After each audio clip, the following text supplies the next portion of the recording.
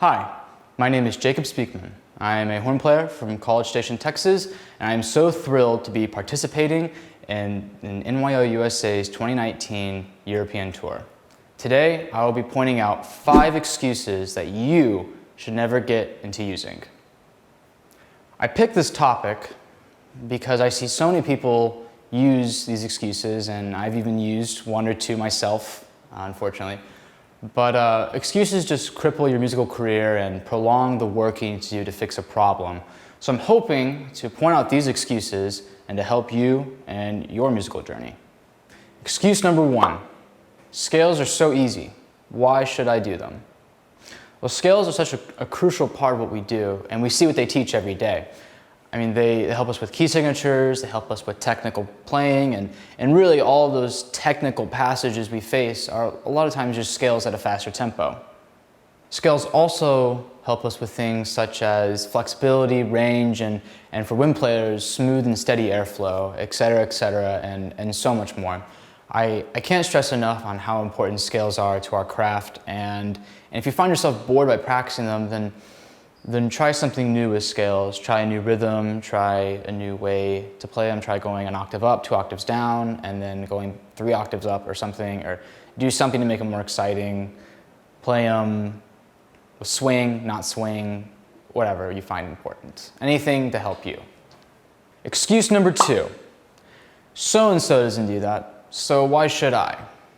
Often when we find someone we look up to, and we see them doing or not doing a particular thing or action or anything, we tend to follow in their footsteps. But it's important to remember that you are not so-and-so, you are you. I personally used to avoid Etudes for some time during my sophomore year because some of the big names that I looked up to didn't quite find what Etudes had to offer to be valuable.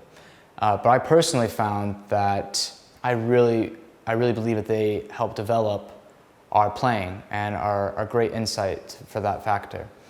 I soon learned that it's important to not try to be something or someone you're not. Excuse number 3, blaming your instrument. The joke is there's always 2 types of people in the world: people that put their shoes on, socks, sock, shoe, sock, shoe. But there's also people that blame their instruments or blame themselves. A lot of people tend to blame their instruments rather than themselves when they mess up or make a mistake or something like that. And what you're doing simply is avoiding a problem that could eventually, potentially go to an even worse problem. Or sometimes it's already a major problem and you continuously plan to unacknowledge it. And what you need to do is address that you have a problem and take it up to your teacher and find a solution as quick as you can. There was one time actually where I was in a rehearsal and I decided, I was like, I gotta empty my water through my water key. I don't want a gargling sound, so I was like, all right. So I emptied it out, and when I thought my water key shut, I went back to play my next entrance, and it turns out my water key hadn't fully shut. And when I played my horn, it didn't exactly make a horn sound. And then I put some oil on it and the water key would shut after that. But other instances like that, I used to find myself blaming the instrument more than evaluating my own playing. And I started to see that as a problem. I started noticing, I wasn't progressing. And so I decided that instead of thinking about the instrument, whenever I'd say that, I would tell myself to not think that, and I would quickly think about what I did instead. I would think about what I did during that run or that part of the rehearsal, and I try to evaluate things I did right, did wrong, and if something didn't seem like a normal habit, then I would try something different, and I would try to evaluate the problem in me and not the faulty of my instrument. And remember, the instrument is on your side. It is not plotting against you, so don't plot against it. Excuse number 4, blaming others for your mistakes. Just like you shouldn't blame your instrument, you shouldn't blame other people for something that's was probably your fault. For instance, during rehearsals, I would find myself, when I messed up, that I would try to blame other people in my mind, and so maybe I'd say it to my friend who was next to me, but I would start to think, you know, gosh, if that person didn't miss their entrance, or if that dang bass clarinet player didn't drag the whole measure before, maybe I could have came in right, and I could have played my part right and correctly, and I could have executed it the way I wanted to. But what I was doing, or what I did, was I didn't acknowledge the fact that it could have been a problem with me.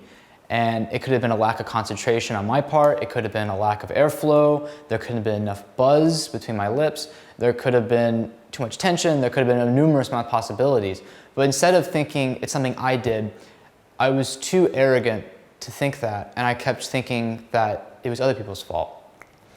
And so I started to realize that that was a problem, and that's something I shouldn't be getting in the habit of doing, because I'm not allowing a space for myself to critique myself. So if you find yourself in that situation, instead of blaming your colleagues, start thinking, again, evaluate yourself rather than evaluating external forces. Excuse number 5, superstitions. Now, I think the superstitions are excuses that enable us from playing at our best quality all the time, anytime. For instance, I knew people who used to say, like, people would say, like, when they say, like, I can't play today, I can't play as well because it's not sunny outside. Completely unrelated factors to their playing. And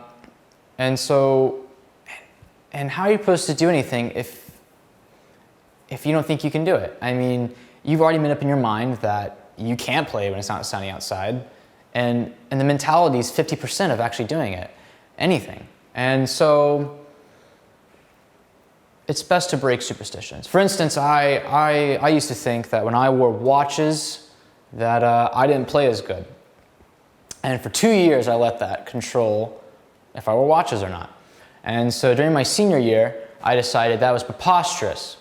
And I said that's ridiculous. There's no reason I should think that. So I wore a watch all the way for 3 months, and that was when I stopped thinking I played any differently. I wore it until I did not think I played any different. And now I can wear watches whenever. So don't forget, excuses lead to nothing good, and you should stay far, far away from them. So that way we can not only just be the best quality of our musical selves, but as well as human beings. So practice your scales, be yourself, be responsible for yourself, and wear your watches whenever. All right, it's been a time and a half. Thank you for checking out NYO-U. My name is Jacob Speakman, and don't forget to hit the button to like and subscribe. Happy practicing.